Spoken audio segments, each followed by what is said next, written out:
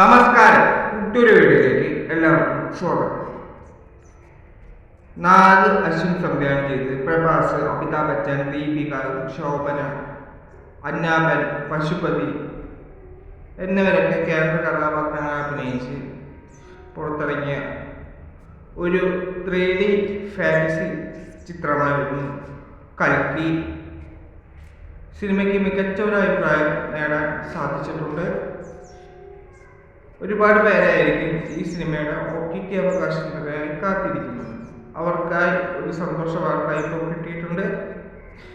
ചിത്രം ഈ വരുന്ന 23-ാം തീയതി നെറ്റ്ഫ്ലിക്സ് വഴി OTT റിലീസ് ചെയ്യുമെന്ന് പറഞ്ഞിട്ടുണ്ട്. ഇനിയിപ്പോൾ അതിനൊരു മാറ്റം സംഭവിക്കുകയാണെങ്കിൽ ഞാൻ നിങ്ങളെ അറിയിക്കുന്നതായിരിക്കും. അപ്പോൾ എല്ലാവരും കാത്തിരിക്കുക. മറ്റൊരു വീഡിയോയുമായി നമുക്ക് വീണ്ടും കാണാം. അതുവരേക്കും ബൈ.